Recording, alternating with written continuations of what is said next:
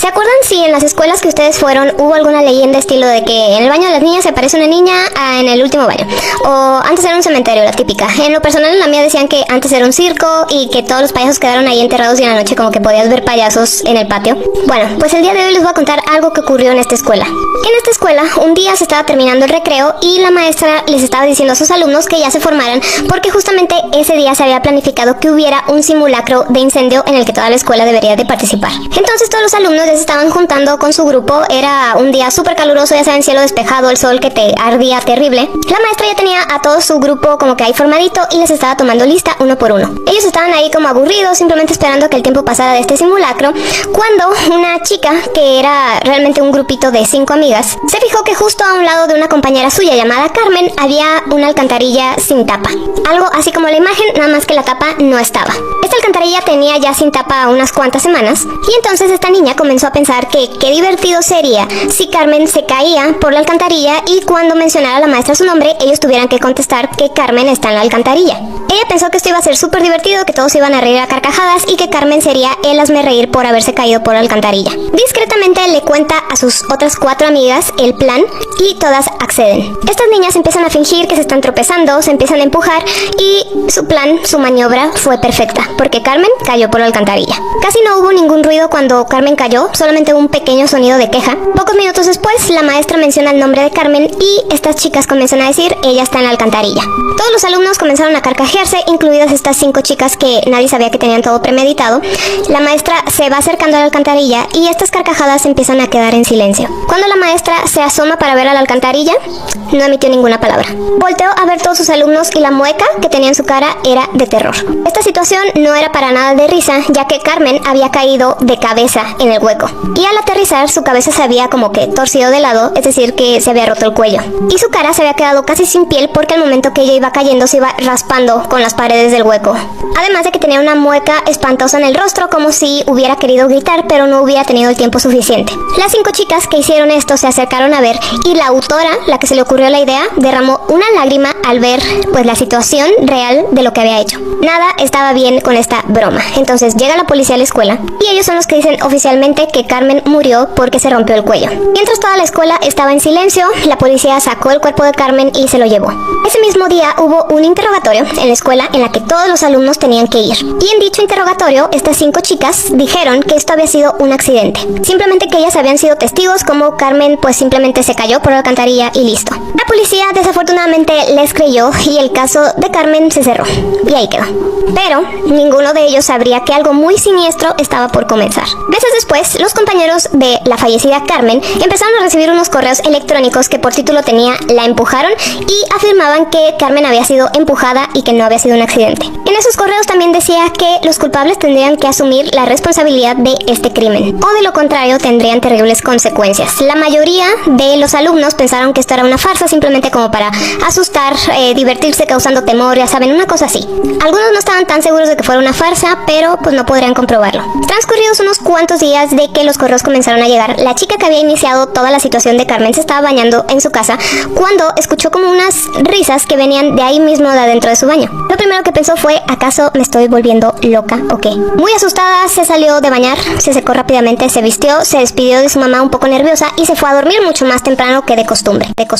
5 horas después de que esta niña ya se había dormido, su mamá se despertó porque escuchó un portazo que venía de la puerta principal de su casa. Cuando se levantó a revisar, vio que su hija no estaba ni en su cuarto ni en ningún lugar de su casa. Llamó a la policía y los policías le dijeron, es que no podemos hacer nada porque tienen que pasar 48 horas de que una persona desaparece para poder nosotros iniciar alguna búsqueda, pero de todos modos vamos a patrullar como que toda la zona. Familiares y amigos también se unieron a esta búsqueda y no la encontraron por ningún lado. A la mañana siguiente, el conserje de la escuela se encontraba barriendo hojas secas y fue que encontró la tapa de la alcantarilla que ya habían vuelto a colocar después de lo que pasó con Carmen. La levanta y cuando va hacia la alcantarilla para poner la tapa, se asoma y ve una escena horrible, ya que al fondo se encontraba la chica que había desaparecido una noche antes con el cuello roto y la cara arrancada porque se raspó al caer. Lo mismo que le ocurrió a Carmen. Unos cuantos días pasaron y esta situación se volvió a repetir con otra de las integrantes de este grupito de 5 chicas que ocasionaron todo esto. Tras la muerte de estas 2 chicas quedaban otras 3 y entonces el ayuntamiento decidió soldar la tapa de esta alcantarilla para que absolutamente nadie pudiera abrirla. Pero esto no impediría que la tercera víctima tuviera el mismo destino, ya que una vez más encontraron la tapa fuera de su lugar y otra de las chicas al fondo de la alcantarilla, de la misma forma en que Carmen murió y las otras 2 chicas también. Esta fue la gota que derramó el vaso para todos, entonces pusieron vigilancia aquí las 24 horas. Recuerden que quedaban otras 2 chicas, bueno, pues también acabaron de la misma forma, simplemente que como aquí estaba vigilado las 24 horas, ellas fueron encontradas en alcantarillas cerca de sus casas. Todas de la misma forma, con el cuello roto y la carne de la cara arrancada por rasparse al caer. Curiosamente, todas se habían ido a dormir cuando reportaron su desaparición, ya que cuando estaban dormidas era su momento más vulnerable y entonces Carmen aprovechaba esta situación, poseía sus cuerpos y hacía que les ocurriera lo mismo que a ella. Pero esta cadenita de personas quedando sin vida no se detuvo ahí, ya que después todos los compañeros del salón de Carmen empezaron a hacer lo mismo. Los encontraban sin vida en alcantarillas, cerca de sus casas o en todos lados. Y entonces empezaron a hacer estas preguntas. ¿Acaso el espíritu de Carmen se está vengando por lo que le hicieron? Ya que no había manera de explicar estas muertes tan extrañas. Porque ¿cómo es que tantas personas acabaron en alcantarillas y absolutamente nadie los vio antes de hacer esto? Y se dice que si tú no crees que Carmen fue empujada, tú vas a tener el mismo destino. Te va a castigar poseyendo tu cuerpo mientras estás dormido y te hará caer a una alcantarilla. Esto se empezó a propagar como en el 2006 aproximadamente y vuelve a resurgir cada cierto tiempo. Así que dime si tú ya has escuchado sobre la leyenda de Carmen y si hay alguna otra en la escuela en la que fuiste o vas. Imagina estar contando historias de terror con tus amigos, pero nada basado en hechos reales. Y en eso, uno de tus amigos te dice, bueno, esto a mí me pasó, y además de contarte la historia, te enseña pruebas y deja tú todo eso. Estás justo en el lugar donde ocurrió. Y esto que ven aquí está involucrado. Bueno, pues resulta que un chico llamado David invita a sus amigos a su granja como para que se queden ahí un fin de semana a acampar y demás. Todo esto ocurrido en Kansas. El papá de David era un granjero y además que tenía un terreno muy grande como para cultivo, también tenía animales como gallinas, vacas, caballos, etc. Algunos amigos de David ya habían visitado la granja, pero este era el primer fin de semana que algunos de ellos iban a pasar días ahí. Entonces llegaron a la granja y notaron que alrededor de todo el terreno había una barda color verde que ya estaba un poco gastada. El detalle es que justo a un lado de la granja comenzaba el bosque. Total, todos los amigos salieron hacia un punto de ese terreno y ahí se dispusieron a hacer una fogata. Empezó a anochecer, ellos estaban asando bombones y cuando estaba por ser medianoche, una de las amigas de David propuso que contaran historias de terror y así fue como cada quien iba contando una. Algunos hablaban de ovnis, otros de brujas, otros de diferentes encuentros con criaturas, etc. Todas las historias con cierto grado de terror y notaron que la noche se volvía mucho más oscura y que además los sonidos de los grillos dejaron de escucharse, cosa rara. Y fue entonces cuando David, el dueño de la granja, les dijo, les voy a contar una historia que solamente mi familia sabe, pero creo que se las puedo contar ahora. Y él les contó que en el año 1994, su abuelo había recibido una cámara fotográfica de regalo por parte de un concurso en un programa de radio. Su abuelo estaba encantado con esta cámara porque él nunca había tenido una, entonces le tomaba foto a absolutamente todo, a los árboles, a sus animales, al pasto, al bosque, a piedras, a todo. Pasadas unas cuantas semanas de que le habían dado la cámara, el abuelo de David le informa a su esposa que se va a dirigir hacia el bosque para tomar fotos de los pájaros, de las piedras, de la tierra mojada y demás, y se adentra en el bosque. Pasó todo el día y toda la noche y el abuelo no aparecía. No fue hasta el día siguiente, muy temprano, que el abuelo de David apareció. Parecía bastante nervioso y venía muy sucio. David y su hermana, que eran unos niños, en ese entonces se encontraban justo en la casa de sus abuelos, entonces cuando vieron a su abuelo llegar, le hicieron muchas preguntas como dónde estaba, qué fotografías tomó, que si había visto algo, si algo lo había asustado, y el abuelo no contestaba, simplemente se notaba bastante nervioso. Después de que David y su hermana continuaron haciendo preguntas, lo único que respondió su abuelo fue, es blanco. Obviamente David no tenía idea qué significaba esto, pero con el paso de los días el abuelo regresó a su actitud normal. Ahora, pasaron unos cuantos días y según testigos y el informe policial, el abuelo de David se encontraba sentado en el porche de ahí mismo de su granja cuando notaron que un hombre vestido todo de blanco se acercó a la propiedad. Los vecinos lograban escuchar que el abuelo de David le estaba gritando a este hombre preguntándole ¿qué haces aquí? ¿Quién eres tú? Este extraño hombre, vestido todo de blanco, no le contestaba absolutamente nada, simplemente se quedó ahí inmóvil viendo al abuelo de David fijamente. Así que lo que hizo fue sacar su cámara y tomarle una fotografía, pero al parecer cuando el hombre todo vestido de blanco vio que le iban a tomar una foto, se movió un poco, pero no lo suficiente como para que no saliera en una fotografía. Y cuando se movió fue que el abuelo de David notó que traía algo en la mano, algo que podría lastimarlo. Según los vecinos, vieron como el abuelo corrió hacia su casa y al parecer llamó a emergencias. Después de esa llamada que hizo el abuelo, nunca más se supo nada de él. Y según el reporte policial, la llamada fue bastante corta, ya que cuando le contestaron le dijeron ¿cuál es su emergencia? El abuelo contestó: necesito a la policía aquí porque hay un hombre que está afuera de mi propiedad y trae, les digo, este artefacto que puede que me lastime. Y la operadora le contestó: ok, dígame su dirección. Y cuando le dijo esto, la llamada se cortó. En ese momento, David, su hermana y su abuela no se encontraban en la granja junto con el abuelo, así que cuando llegaron, encontraron un montón de policías y vecinos que estaban ahí. Estaban revisando toda el área, haciendo las investigaciones, y David notó que uno de los policías traía en sus manos la cámara de su abuelo. En esa cámara estaba la foto en cuestión, la cual David poseía. Y es esta foto. Al parecer, esto fue lo último que vio el abuelo de David antes de que ya no se supiera más de él. David obviamente les enseñó esta fotografía a sus amigos y les dijo: bueno, curiosamente donde estamos ahorita es donde ocurrió todo esto, ya que ellos estaban justo enfrente de esta valla que ustedes ven aquí. Cuando les hizo este comentario, todos los amigos se quedaron callados y un poco nerviosos. Incluso algunos de sus amigos decidieron que, ok, iban a pasar la noche ahí porque ya era demasiado tarde, pero al día siguiente se fueron, no pasaron todo el fin de semana ahí. Y los que sí decían que, quién sabe si por la historia o por lo que había pasado, pero ellos se sentían observados cuando estaban afuera de la casa. Algunos más tuvieron pesadillas y alucinaciones. Lo que era seguro era que esta cosa vio que el abuelo de David estaba en el bosque y aparentemente lo siguió hasta su casa. David tiene la teoría que tal vez este hombre estaba cuidando algo y cuando vio que su abuelo se había acercado, lo que hizo fue ir hacia su casa para vigilarlo y llevárselo después. Porque a pesar de que la policía estuvo involucrada y que muchos vecinos fueron testigos de lo que estaba pasando, nunca vieron cuando el abuelo se fue con él o tuvieron alguna pista a los policías de qué le pudo haber pasado. Nunca lo encontraron. Imagina que te enseñan a jugar a la Ouija y un día decides jugar tú solo porque pues ya sabes cómo, ya te enseñaron, y de repente te vuelves el caso de posesión más fuerte de toda la historia. Bueno, pues hoy les voy a contar la historia de Roland Doe, un chico de tan solo 14 años de edad. Todo empezó en 1949 y Roland era hijo único de una familia con creencias lutero-cristianas. Las cosas comenzaron en enero cuando se dieron cuenta que un cuadro que representaba a Jesús en el cuarto de la abuela de Roland apareció torcido. Y cuando lo enderezaban, notaban que se movía como si alguien estuviera golpeando la pared detrás de donde estaba el cuadro. Además notaban que cuando enderezaban el cuadro se escuchaba como si alguien estuviera rasguñando la madera de la pared. Este suceso del cuadro junto con los arañazos y demás duraron exactamente 11 días y casualmente terminaron el día que la tía de Roland murió. El detalle aquí está en que esta tía era espiritista y además le había enseñado a Roland cómo manejar el tablero de la Ouija.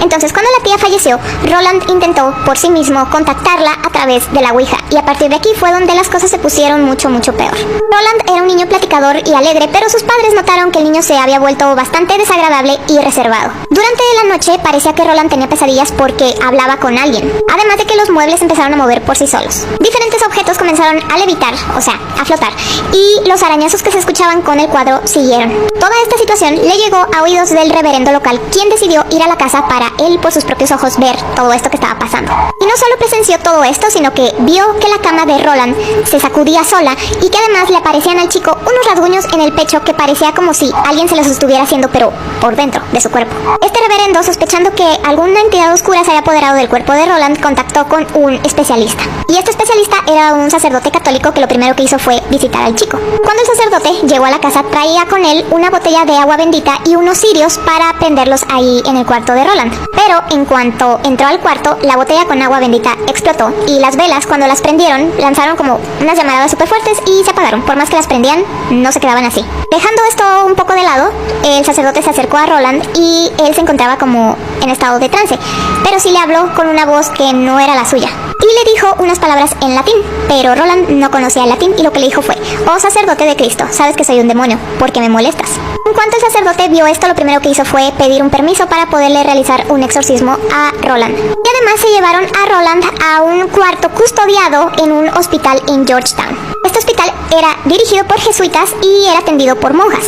Lo amarraron a la cama y él estaba ya acostado con los ojos cerrados, aparentemente tranquilo. Y en cuanto el sacerdote entró a la habitación, Roland se despertó de este estado como de trance, pero estaba tranquilo, y le dijo con esta misma voz que le había hablado antes que se quitara la cruz que traía escondida.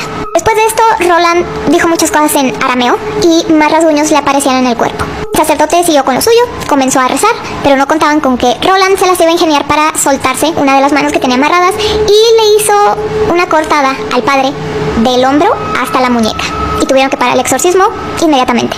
Para curarle la herida al sacerdote le tuvieron que dar más de 100 puntos. Al ver que todo esto fracasó, la familia de Roland decide sacarlo de ahí y llevárselo a casa de unos familiares en Missouri. Y ahí fue visitado por otras dos personas, otro sacerdote y un profesor de teología. Quien había dado el permiso de hacer el exorcismo fue el arzobispado de Washington, y como vieron que el primer sacerdote resultó herido, pusieron a este segundo que llegó a la casa en Missouri para que fuera el encargado de este mismo. Además de que le dieron la orden de que el exorcismo debía ser un secreto, pero tenía que escribir en un diario todos los detalles que ocurriera en este. El sacerdote y el teólogo se ponen a rezar con Roland y él parecía estar tranquilo, pero en cuanto terminaron y salieron del cuarto, lo dejaron solo en su habitación y él comenzó a gritar, pidiendo ayuda. Tenía unos arañazos en forma de cruz en las muñecas y un librero pesadísimo que tenían ahí se movió solo y bloqueó la puerta. 6 días después de que esto ocurrió, ahora sí comienzan oficialmente el exorcismo. Rociaron agua bendita en la cama de Roland porque él no dejaba de moverse frenéticamente y comenzaron a rezar.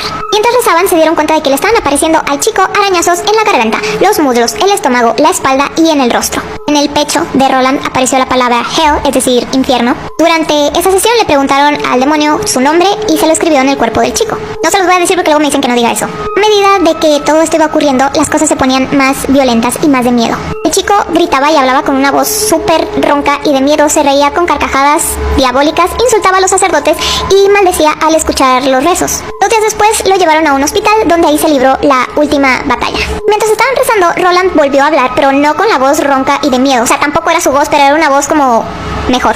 Y ahí dijo: Satanás, soy San Miguel y te ordeno a ti y a los otros espíritus que abandonen este cuerpo inmediatamente. Después de esto, Roland comenzó a tener contorsiones bastante agresivas y de la nada se detuvo. Y él volteó a ver a los demás como si nada hubiera pasado y el sacerdote dijo: se ha ido. La mañana siguiente lo llevaron a comulgar y durmió todo el resto del día. Cuando se despertó al día siguiente, él no recordaba absolutamente nada de lo que había pasado porque en cuanto despertó él dijo: ¿dónde estoy? ¿Qué ha ocurrido? ¿Dónde están mis papás? Cuando Roland salió del hospital unos cuantos días después, la habitación en donde estuvo y donde ocurrió todo fue clausurada con llave. Y en un cajón, ahí mismo de la habitación, permaneció el diario que escribieron con todo lo que había ocurrido en el exorcismo. Y se dio a conocer hasta 1978 porque 9 sacerdotes y 39 testigos firmaron que todo lo que pasó fue legítimo. O sea que la posesión de Roland fue una posesión demoníaca auténtica. Con respecto a Roland, él después de toda esta pesadilla y de todo lo que pasó, tuvo una vida absolutamente normal. Él se casó, trabajó y todo normal. De hecho, él siempre se negó a hablar o a lucrar de esta historia y sobre todo lo que le pasó. Incluso Roland no es su nombre real. La iglesia le puso ese seudónimo para proteger su identidad. 20 años después de que esto ocurrió, tras investigar los hechos, se accedió a que se escribiera un libro con la historia de Roland. Y también se pidió la condición, esto lo pidió uno de los padres que estuvo involucrado en toda la situación, que en vez de que fuera un chico, el protagonista fuera una chica. Fue tan exitosa esa novela, o sea, vendió más de 13 millones de copias, que 2 años después el libro se hizo película, la cual se considera la más aterradora de toda la historia. Lo que no sé si ustedes sepan fue que grabar esa película también cargó con bastantes maldiciones. Y sí, lo que acaban de escuchar es la historia verdadera de la película del Exorcista. Si quieren que les cuente todo lo que vivieron las personas que se involucraron en grabar la película, se los puedo contar en otro video, pero eso es bastante conocido, así que si no lo saben, pues se los puedo decir. Así que pues díganme si ustedes ya conocían la verdadera historia y si no, ¿qué opinan?